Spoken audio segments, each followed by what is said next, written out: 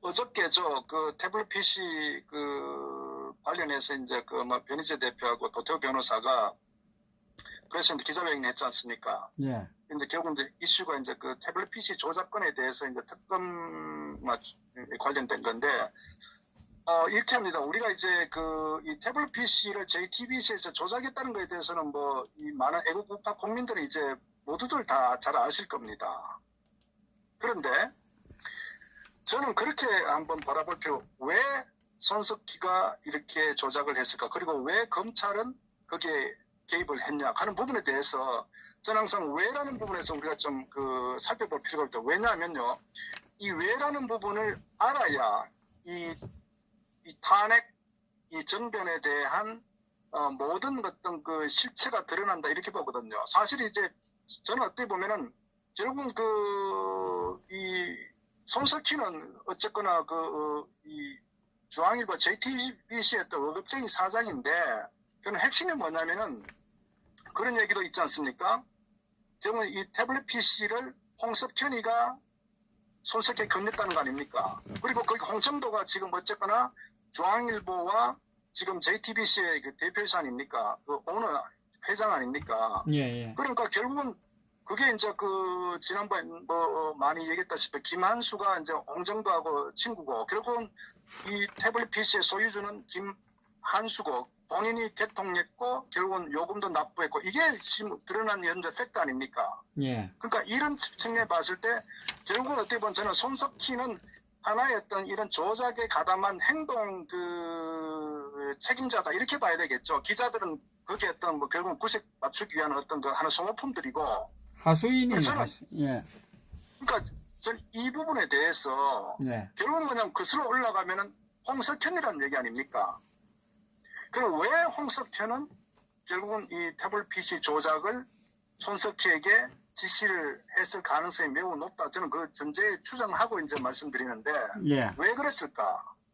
결국은 저는 이렇게 봅니다.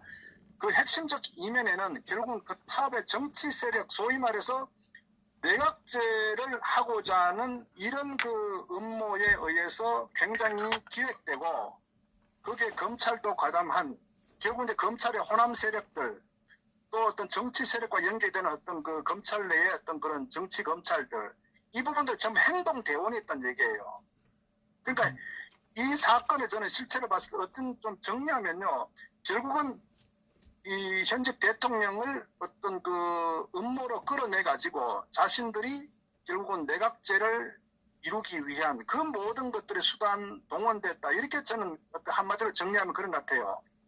그럼 이게 사실 내란 음모 사건이거든요. 그래서 저는 우리가 이제 밝혀야 될 부분은 결국은 이제 처음부터 밝혀야 될 부분, 어쨌든 태블릿 PC 조작건에 대해서 명확한 어떤 조작 근거가 이 포렌식 보고서에서 다 나와 있으니까 이제는 뭐 이건 빼도 박도 못하는 근거고, 또 하나는 뭐 어쨌거나 뭐 어제 기자회견의 핵심 포인트 중에 하나가 검찰이 이제 이 조작에 상당히 가담했고, 그게 이제 근거가 확실히 있다는 거 아닙니까? 그러니까 검찰과 이 JTBC, 이게 지금 실질적으로 드러난 거거든요. 그러니까 그럼 왜 이 사람들이 이렇게 했을까? 나중에 이제 검찰 조사를 특검이라도 해야 되겠죠. 그러면 손석희 불렀을 때 결국은 이 태블릿 PC 전달 경로 같은 경우도 뭐 드러날 것이고, 결국은 저는 이 부분에 어떤 정점에는 결국은 이 정치 세력, 소위 이 김무성과 결국은 홍석현, 박지원, 이런 내각제를 하고자 하는 이런 세력들이 결국은 정치적 업무에 의해서 이런 정변을 벌였다, 이렇게 저는 정리를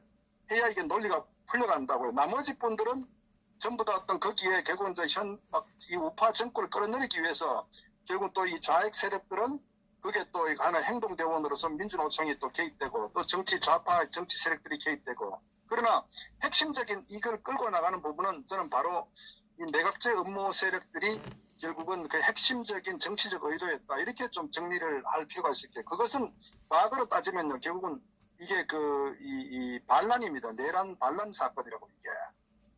예. 그래서 저는 뭐 그런 측면에서 우리가 근본적인 끈을 좀 놓지 말아야 된다, 저는 이렇게 봅니다.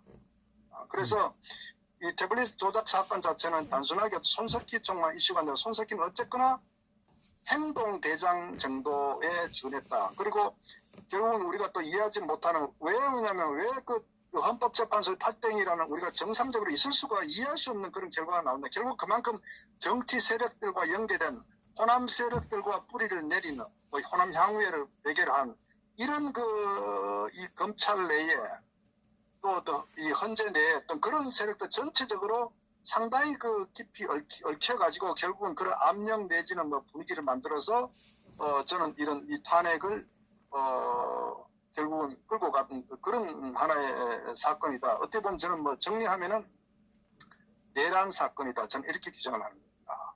계획된 사전 계획된 어떤 그럼요. 후레임으로 그 수순을 밟은 거 아닙니까? 결국 그죠? 그럼요. 결국은 정치 음모를 가지고 결국은 현직 대통령을 이제 끌어내리. 그래서 거기에 결국은 사실은 이제 이 부분이 새누리당 내에서도 결국 이제 이 정진석이 같은 원내대표 할 때도 사실 매우 이제 문제가 있었죠. 왜냐면 특검을 결국은 이제 하도록 본인이 하고도 이 청문회도 결국 정진석이가 청문회를 열어가지고 거기에 있던 멤버들 고생하는 것도 전부 우리가 탄핵 실적 얘기했다시피 결국은 끌어내리기 위한 모든 어떤 자리를 깔아준 게 정진석이 아닙니까? 그래서 저는 그런 부분들이 결국은 의도가 뭐냐? 결국은 의원 내각제, 이원 집정부제의 일을 하기 위해서 자기들의 어떤 정치적 어떤 노림수를 가지고 결국은 이 정상 정권을 완전히 부토막 낸 그런 이 맥락에서 좀 바라볼 필요가 있다. 사실은 그래서 이 사건은 좌파든 우파든 간에 이게 전부 다 개입한 사건이고, 또 하나는 지금 최근에 황교안 씨 같은 경우도 여기에 대해서 명확한 입장 밝히지 않고 아마 최근에 중앙일보와 인터뷰를 하면서 황교안 씨가 이 태블릿 PC 조작건에 대해서 과연 그 당시에 이제 경선에 있을 때는 이제 자기는 그런 피력을 했는데 이 중앙일보와 어떤 인터뷰를 하면서 그 부분에 대해서는 이제 입장을 달리했거든요. 결국 저는 황교안 씨 같은 경우도 결국은 보면요, 탄핵에 상당 부분 동조한 사람이라고 저는 명확하게 좀 정리할 필요가 있다고 봅니다. 그것이 본인이 기단이다 어떻다 하는 부분에 대해서 현재 이 태블릿 PC 특검에 대해서 결국은 현실화되는 부분은 어쨌거나 황교안 씨가 어떤 입장을 취하느냐에 따라서 매우 중요하거든요. 그런데 어쨌거나 지금 중앙일보와 인터뷰 내용을 보면은 본인은 태블릿 PC에 대한 부분이 결국 이제 변희재 씨 명예훼손 사건 자체가 이 JTB 관계된 부분에 대해서 1심을 존중한다는 것 자체가 결국은 조작이 없었다는 식으로 입장 정리를 해버렸단 말이에요. 그렇기 때문에 그 얘기는, 왜냐하면 그걸 이제 밝혀지면은 이 탄핵의 실체가 드러나기 때문에 그러든 복잡해지니까 결국은 묻어버린다는 거거든요. 저는 그런 측면에서 우리가 이 사건을 지난번 김평우 변호사가 어떤 탄핵의 주체다 하는 부분에 대해서도 그는 이제 법률적 측면에서만 바라봤을 때 김평우 변호사 그리고 합리적 의심을 하고 나름대로 추론을 한 거거든요. 예. 저도 개인적으로 상당히 동의하지만, 그러나 저는 황교안 씨의 어떤 행태는 그거 하나가 아니라 탄핵 그 당시에 벌어졌던 수없이 많은 권한 대응으로서 해야 될 일들이 매우 많았음에도 불구하고 전혀 행하지 않았다. 그 부분은 우리 스스로가 어떤 의문점을 갖고 있었단 말이에요. 그런데 그 의문점들을 전부 다 모아보고 현재 이 태블릿 PC 이 조작권에 대해서도 입장 등등 봤을 때 결국은 황교안 씨는 전체적으로 봤을 때 이 탄핵에 매우 깊이 저는 동조한 그런 흔적들을 지울 수가 없다. 저는 그것을 좀 명확하게 입장을 좀 갖고 있는. 그렇기 때문에 정치본이 전면에 났을 때 이 김무성 그룹들과 같이 교감을 하고 또 본인이 어떤 경선 캠프에도 김무성의 측근들을 캠프에 이제 집어넣어가지고 하고, 그 이후에도 결국은 모든 이루어지는 게 결국 이 바른미래당과 이 점진적인 단계별로 흡수 통합한다는 것도 일종에 보면은 결국은 사실 이 탄핵에 대해서 명확한 불법적 입장을 견지하고 있었다면은 황교안 씨는 절대적으로 이 바른미래당과 합당 이런 얘기를 하지 않는다고요. 오히려 태극기 국민들이나 대한애국당과의 어떤 입장을 같이 견지하는 게 황교안 씨가 상식이라고. 그런데 전혀 그렇지 않지 않습니까? 그리고 저는 또 하나 비판하는 게 지난 5월 25일 날 그 광화문 앞에서 결국 이제 반문 문재인에 대한 비판 결의 그 집회를 하면서 그 옆에 광화문 불과 100m 거리에 떨어져 있었단 말이에요. 이 광화문 분향소하고. 그러면 자기가 정상적인 어떤 그 법률가이고 정치인이고 어떤 자기가 상식이 있는 사람이라면은 종교를 따르는 사람 같으면은 사실은 그 광화문 분향소에 와서 최소한도 자기 나름의 예를 표해야 되는 것은 상식이라고 봅니다. 그런데 이 양반은 의도적으로 알고 있겠죠. 당연히 다 알고 있지 않습니까? 이미 다 알게 다. 그러니까 알고 있음에도 불구하고 그걸 의도적으로 외면했지 않습니까? 바로 그것이 황교안의 속내다. 그리고 이 사람은 철저하게 모든 상황을 정치공학적으로 접근하는 사람이다. 그래서 저는 지도자가 될 자격도 없고 지도자가 되어서도 안 되는 사람이 황교안이란 말이에요. 저는 지금 그 많은 그 우파 국민들 황교안을 하나의 그 유일무이한 대안으로 생각하는데 천만에요. 저는 그런 부분은 매우 위험하다. 결국 어떤 지도자가 되려면 저는 항상 강조드리지만은 정치적 유불리가 아니라 자기가 발언하고 어떤 행동하는 부분이 옳으냐 그러냐 정의에 위배되냐 이 측면에서 이 정치 지도자는 그 자기 어떤 그 발자국을 놔야 되는데 이 사람은 철저하게 정치적 계산만 하는 사람이에요. 내가 이런 발언했을 때 불리하다시 언론에서 막 공격이 들어오면 또 뒤로 한 발 빼고 또 반대쪽에서 또 그러면 자기 또 애매모호한 중립적 입장이라고 하고 이건요 지도자가 절대적으로 하지 말아야 될 그런 입장이라 애매모호한 거. 결국 무슨 얘기냐 양쪽의 비판은 다 듣기 피해가겠다는 얘기거든요. 그러니까 일종의 회색 지대 아닙니까? 지도자는 절대 그러면 안 된다고요. 그러니까 그런 측면에 봤을 때 황교안 씨는 절대적으로 지도자가 될 수가 없어요. 저는 뭐 이미 그 탄핵 사태도 이미 저는 여러 가지 그 사람의 어떤 그런 그 의문의 발자취를 통해서도 이미 평가를 우리가 충분히 판단할 수 있고 또 하나는 또 그런 얘기합니다. 황교안이 공안검사이기 때문에 현 그 시국에 가장 적합한 대안이라고 하는데 천만에요. 공안검사 수백 명이 있습니다. 그런데 그 당시 또 이석기 통진당 해상권인데 얘기하는데 저는 그렇게 봅니다. 통진당 해상권도 박근혜 대통령이 이 안보 관련, 이 대북 관련한 철저한 원칙을 갖고 있었기 때문에 거기에 하나의 그 검찰 조직 내에서 또 법무장관으로서 어떤 그 자기가 어떤 그 청와대 입장을 받아가지고 자기가 어떤 그 실무적으로 행한 거지 자기 단독으로 저는 이렇게 의사결정을 저는 그렇게 생각하지 않습니다. 결국은 무슨 얘기야? 황교안 씨는 업무 능력적 측면에서도 전혀 아니올 시다.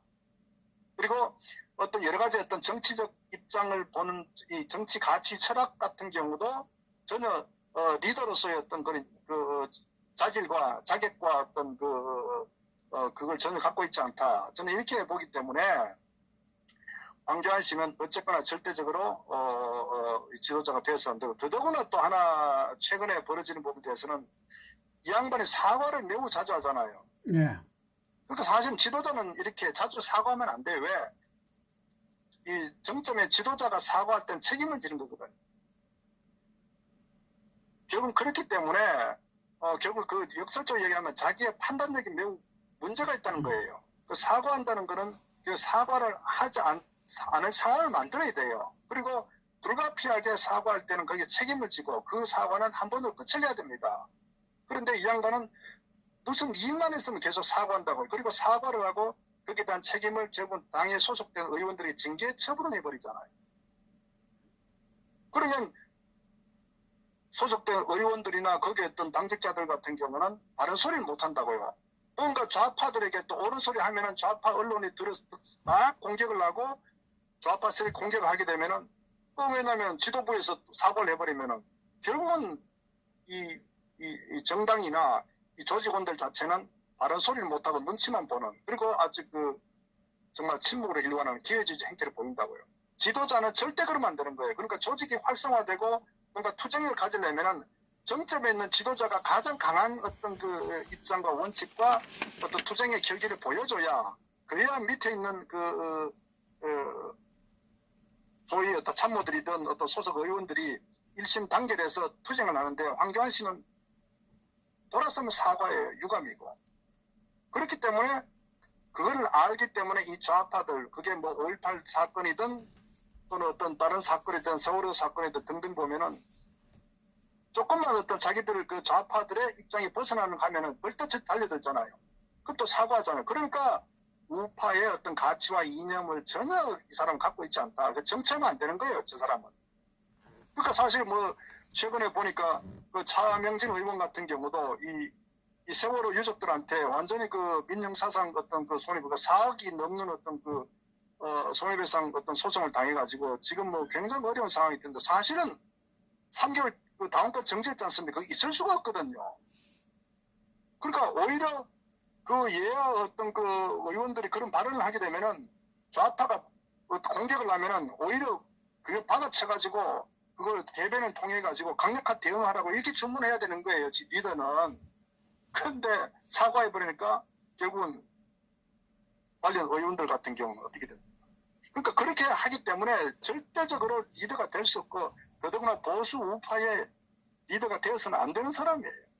그런데 거기에서 맹목적으로 지지한다, 맹목적으로 황교안을 하나의 대안으로 한다. 그 정신 차려야 돼요. 그 사람들도 정말 기생충입니다. 탄핵에 대해서는 뭐 그죠? 자와 우를 넘나들면서 너무나 잘 알고 있을 거 아닙니까? 그죠? 잘못한 거, 잘한 거 다 알고 있을 거라고. 그죠? 탄핵에서. 누가 어떻게 했고, 그죠? 가장 많이 잘 알고 있겠죠. 황교안 대표만큼 알고 있는 사람은 없을 건데, 그죠? 가장 잘 알겠죠, 당연히. 예? 근데 왜 갖고 있었으니까. 정치인은 솔직하게 이야기를 해야 되잖아요. 잘못한 게 있으면 잘못했다, 잘했으면 잘했다 이야기를 해야 되는데, 이 부분에 대해서는 일체 언급을 하지 않고 있고, 그리고 100m밖에 안 되는 거기에 가고 싶지 않겠죠? 그죠? 가고 싶겠냐고, 거기에. 그래서 안 가고 있다. 그러니까 거기에 밀접한 관계가 있다. 국민들로부터는 더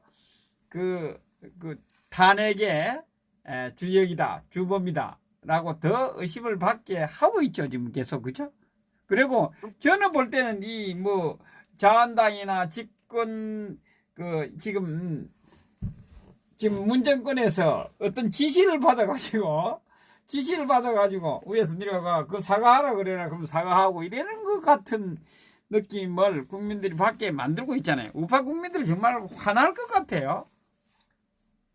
저도 이제 참 안타까운 부분이 어쨌거나 이제 이런 이 상황들 어떤 그 사람들 행적을 보면은 그 사람 무슨 얘기를 하더라도 우리가 이제 그 합리적으로 어떤 인물인지 우리가 평가 판단할 수 있지 않겠습니까?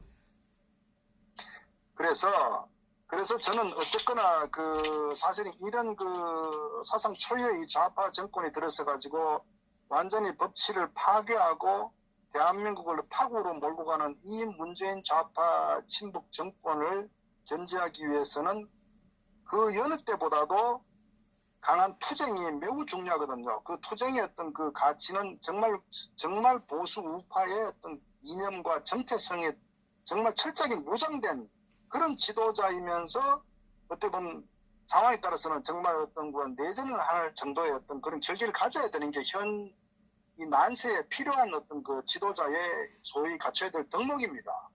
그런데 그 여느 때보다 가장 유약한 자기의 정체성과 어떤 노선과 이념이 애매모호한 이런 사람이 소위 우파의 지도자랍시고 지금 현재 어떤 전국을 대하는 이 상황을 보면은 절대로 아니올시다. 그래서 저는 맹목적으로 황교안을 지지하는 사람이 매우 많습니다. 보면은 일단 들으려고 하질 않아요. 이 유튜브든 보면은.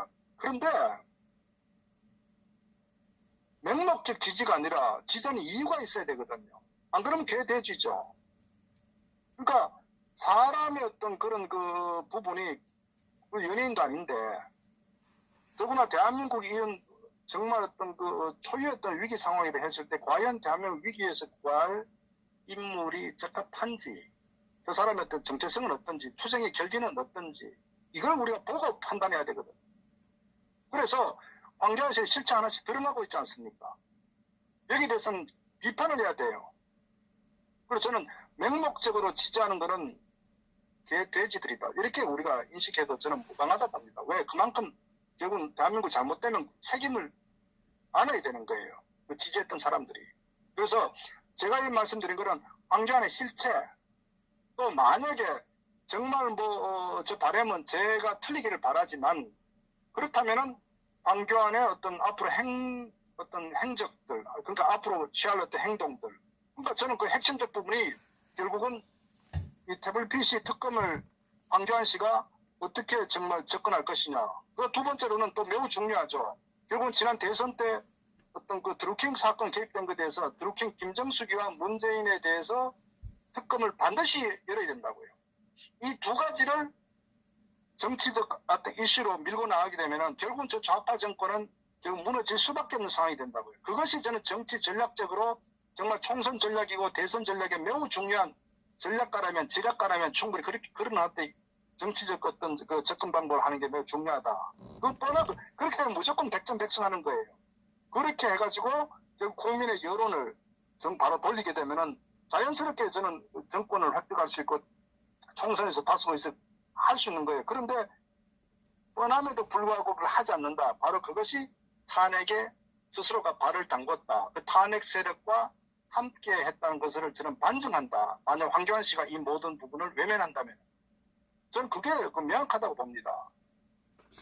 그런데 저는 뭐 지금 그 박근혜 대통령 정부 때 그 요직에 있던 분들은 다 구속되고 김수남과 황교안 대표 두 사람만 남아 있잖아요. 다 네, 구속되고. 그렇습니다. 예. 네. 그 부분에 대해서는 그 합리적인 의심을 할 수밖에 없는, 그죠? 그렇지 않습니까? 자유롭지 않잖아요. 당연히 가야 되지 않나요, 다? 감옥에 지금 가서 구속대가 있어야 되는데, 왜 저리 당대표로 가 있으면 두 사람이 그대로 있는지 참. 저는 뭐 그 부분도 전 나름대로 두 가지 측면에서 바라보는데, 첫째는 어쨌거나 좌파 정권의 어떤 그 집권의 어쨌거나 실질적 1등 공신이었다. 왜냐하면은 김순환 검찰총장이든 이 황교안 전 총리 같은 경우도 본인들이 만약 우파 정권을 정말 이 좌파로부터 공격을 막아야 됐다 했으면 충분히 막을 수 있었다고요. 그러니까 김순환 총장 같은 경우도 결국 그 부분에서 어쨌거나 검찰 내 조직이 있었기 때문에 그런 부분들 뭐 공소장에 대한 측면이든 박 대통령의 어떤 수사에 대한 부분에 대해서 100% 막을 수 있는 거예요. 우리가 한번 보십시오. 최근에 이 좌파 정권들을 쓰면서 사법부가 장악되고 검찰도 장악된 상태인데 입장 한번 돌려보자고요. 만약에 좌파들 같았으면 어떡하겠습니까? 없는 것도 만들어서 무조건 죄를 만들어 나가잖아요. 그러면 만약에 그 당시에 지금 현재 이 좌파 정권의 검찰총장 같은 경우에 문제는 한번 그대로 둘까요? 어떤 것도 맞겠죠. 그러니까 결국은 이 김순환 총장 같은 경우도 저는 상당히 정치적, 제가 말씀드렸다시피 홍석현이가 태블릿 PC 관계되듯이 결국 거기에 이명박이도 이 내각제 관련돼서 같은 세력이라고요. 어차피 이명박 같은 데 정권 퇴임을 했기 때문에 자기 정치 권력을 지속시키려면은 내각제는 이원집정부제를 통해서 좌파의 자신을 따르는 친이했던 의원들을 계속적으로 어떤 그 정치 권력을 유지시킬 수 있기 때문에 이명박 같은 경우도 내각제를 선호하죠. 당연히. 그런데 홍석현이도 결국은 내각제를 해서 총리를 통해서 어쨌건 나름대로 정치적 꿈을 충분히 갖고 있는 사람 아닙니까? 그러니까 그런 부분들이 있었기 때문에 거기에 결국은 김순환의 부친이 이명박이 결국은 아주 그 핵심 아닙니까? 그러니까 저는 그런 부분도 같이 연계되어 있는 거예요. 그러니까 김순환 씨도 결국은 어떤 박 대통령 이 탄핵으로 몰고 가는데 유죄로 몰고 가는데 저는 매우 어떤 중요한 역할을 했다 이렇게 보는 거예요. 아마 검찰 내부에서도 아마 이 나중에 다 드러날 거라고 저는 봅니다. 그리고 어쨌거나 황교안 씨 같은 경우도 저는 뭐 당연히 어떤 그런 연장선상에 있었기 때문에 결국 현 정권이 이 두 사람을 결국 그대로 어떤 자유롭게 놔두는 이런 부분 아닌가. 결국은 이제 그만큼 개입했다고 이렇게 예전에 1등 공신이죠. 예. 그 당시 막으려면 두 사람은 충분히 막을 수 있는 위치에 있었기 때문에. 그러니까 그거를 방치한 말입니까? 그 동조죠. 동조 내지는 더 깊이 있으면은 상당히 공모했는 정도까지도 우리가 의심을 떨쳐버릴 수가 없다. 저는 이 부분이 이건 정확한 어떤 그 상황 논리다 이렇게 저는 보는 거죠. 저는 지금 이제 최근에 이제 이 강화문에 그 텐트를 치고 지금 그 3.10 그 희생 5분에 대해서 지금 오늘도 서울 그 시청 앞에 가서 기자회견을 하고 왔습니다. 하고 왔고. 그리고 제가 볼 때 지금 이 박원순 시장은 최고의 그 어떤 순환 시장까지도 위태로운 상황에 이제 왔다, 이 부분이. 그 다음에 지금 이 대한민국당에서는 조은진 대표님은 뭐 계속 이제 한교안 대표에 대해서 계속 어떤 해명할 어떤 여지를 남겨두면서 계속 이야기를 하고 있거든요. 그래서 그럴 수밖에 없죠. 예, 저는 이렇게 봐요. 1차적으로 이 박원순 시장이고, 그 다음이 2차적으로 어떤 이 해명할 시간을 주는데도 불구하고 안 하면 그 다음이 한교안 대표다. 저는 이래 보거든요. 우리 박사님은 어떻게 보세요? 현재 정치 상황, 소위 전국 상황에서 앞으로 대한민국당에 가야 될 방향, 또 이 탄핵했던 이 상황을 어떻게 실체 밝히고 하는 정치적 힘이 필요하지 않습니까? 현실적으로. 예, 예. 그러니까 사실 우파 내에서도 어쨌거나 이 탄핵 찬성 주동 세력들은 정리를 시키고 하려면 정치적 힘이 필요하지 않겠어요? 예, 예. 내년 총선의 공천 관계에서. 그러다 보니까 어제 현재 황교안 씨가 대표로 있으니까 정치적인 실세니까 예. 어쨌거나 황교안 씨하고 어떤 여러 가지 협상 전략적 측면에서도 매우 중요하니까 예. 이거를 완전히 거의 극단적으로 몰고 가버리게 되면 사실은 일단 대한민국도 마이웨이 아니겠습니까? 예. 그러나 정치 입장이 있기 때문에 조 대표 입장에서는 그걸 고려하지 않을 수가 없겠죠. 저는 그런 정치적 측면에서 저는 바라보고 있다. 그렇다고 해서 황교안 씨가 이렇게 정말 우파의 지도자 내지는 어떤 정말 어떤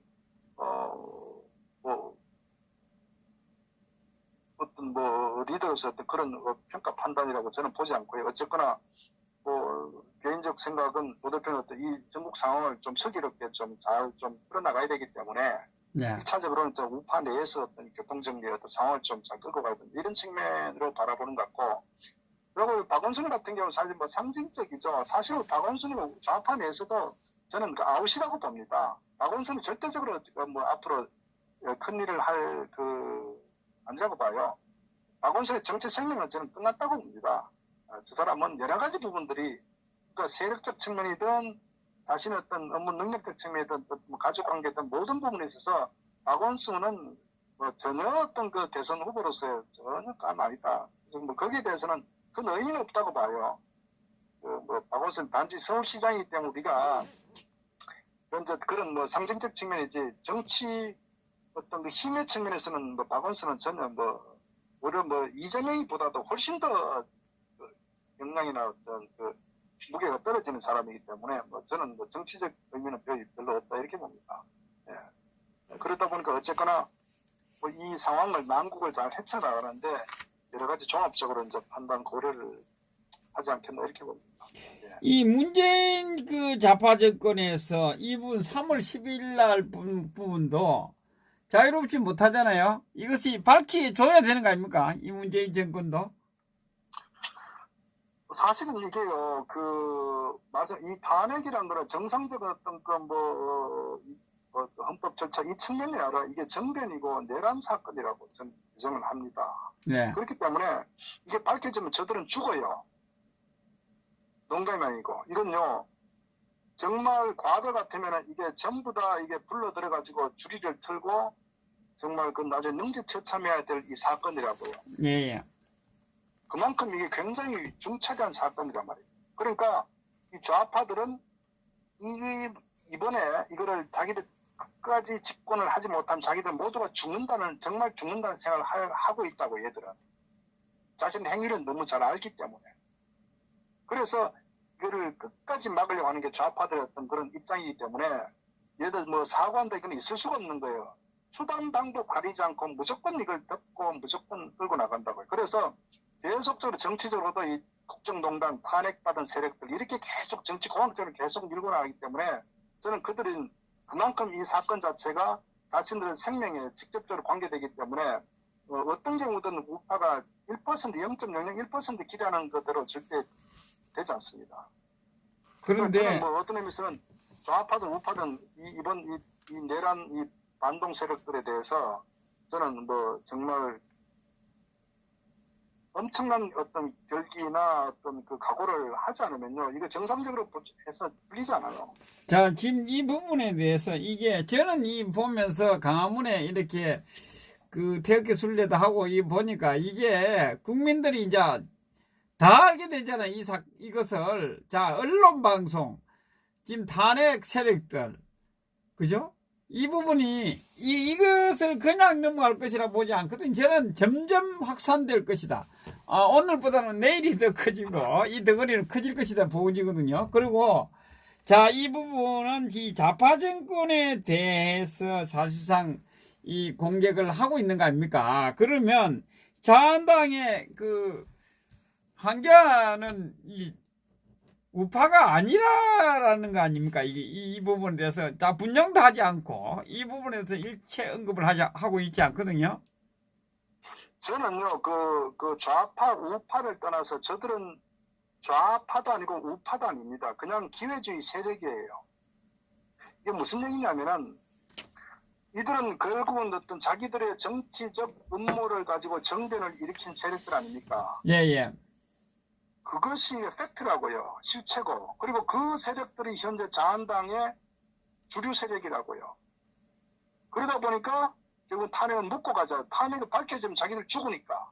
그게 뭐 죽을 사람이 많네요, 그죠? 지금 보니까. 그러니까 이 사건은 다 죽는 거예요. 이게 정상도 밝혀지면. 그러니까 결국은 중앙일보든 조선일보든 뭐 동아일보 마찬가지고 이 탄핵에 대해서는 전부 다 비판적이고 전부 묻고 가자. 왜? 저들이 한 행위가 있기 때문에. 그러니까 결국은 이건요, 사실 매우 쉽지 않은 게임입니다.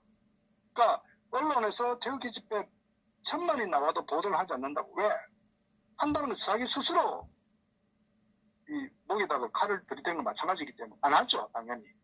더더구나 구조적으로 어떤 뭐 민노총에 장악된 언론 노조들이기 때문에 더더구나 안 하죠. 그러니까 그거를 기대할 수도 없고 앞으로도 마찬가지입니다. 그게 현실이야. 그리고 사실 자한당 내 어떤 그 세력 구조 자체도 결국은 탄핵 주동 세력들은 무조건 묻어야 되죠.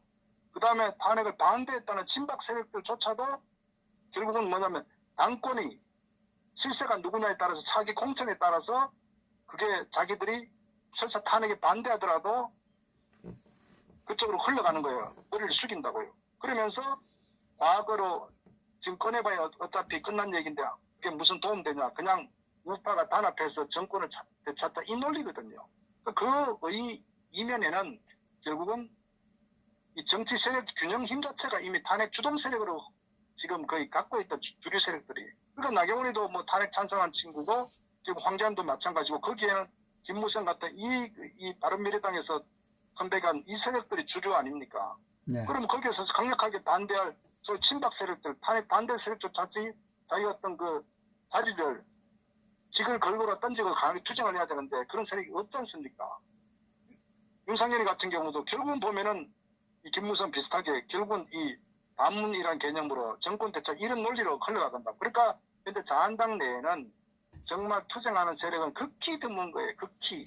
이것이 자한당의 실체라고. 그러다 보니까 언론이든 모든 부분들이 사실 대한민국과 태극기 세력을 제외한 모든 주변에 둘러싸고 있는 국민이든 어떤 정치 세력이든 어떤 입법 행정 모든 부분들이 결국은 자신들이 이거를 제대로 밝힐 수가 없는 그런 구조가 되어 있다는 걸 좀 아셨으면 좋겠고, 이게 사실 쉽지 않은 싸움이다. 그래서 결국 이런 부분들은 어쨌거나 이제 그나마 이 광화문에서 이제 이 천막 당사 내지는 이 분향소 설치해서 국민들과 직접 이제 알리는 저는 이제 시작이라고 저는 솔직히 봅니다.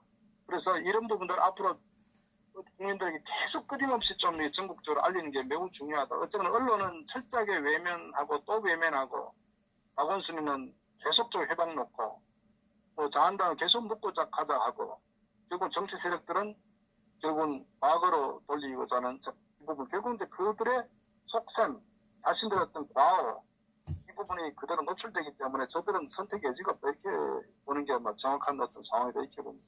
어쩌면 그런 현실적 상황을 보고 우리가 어떤 투쟁과 어떤 홍보 전략이나 국민들에게 어떻게 다가갈 거냐 하는 부분을 저는 좀 접근할 필요가 있다 이렇게 봅니다. 예.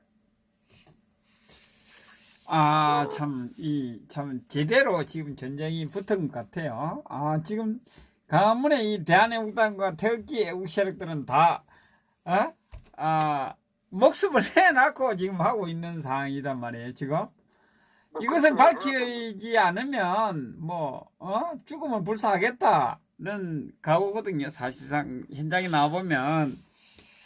뭐 저는 사실 이제 현장 투쟁하시는 분 워낙 명확한 입장 갖고 계신가 그럼 우리가 많은 힘과 어떤 격려와 용기를 드려야 돼. 사실 이제 제가 우려하는 건 최근에 유튜브 같은 경우도 예. 유튜브도 또 어떤 어저께 잠깐 말씀드렸지만은 그 자한당을 어떤 편을 든다거나 황교안을 맹목적 지지한다거나 이런 아주 기회주의적이고 정말 이념과 정체성이 상실된 우파가 아닌 이런 세력들이 계속적으로 정말 어떤 분탕하는 그것도 굉장히 저는 경계해야 되고 어떤 구독자들이 굉장히 어떤 좀 자정을 좀 역할을 좀 할 필요가 있다 이렇게 봅니다. 지금도 보면은 말도 안 되는 논리 가지고 친중인이 저는 보면 정말 지식인이라고 하면은 너무나 저는 수준에 어긋난다. 논리적으로 맞지 않고 사실 지금 친중까지 따질 그거 아니에요. 그러니까 제가 보면 정말 자기가 어떤 전공을 하던 어떤 지식인이라면요 그렇게 접근하면 안 돼요. 그리고 현 어떤 대한민국의 어떤 이 정세를 봤을 때 저는 굉장히 접근 방법이 잘못됐다. 그러니까 친중이라는 자체 부분에 대해서 절대 속아 넘어가서도 안 되고 거기에 대해서 강력한 비판을 해야 됩니다. 그러니까 저는 논리적 접근 자체가 너무 좀 하수다. 거기에 절대적으로 휩쓸리지도 말아야 된다. 저는 그렇게 좀 말씀드리고 싶습니다. 예. 예. 참, 수고하셨습니다. 밤늦게. 네네. 저 쉬시고요. 예, 네, 감사합니다.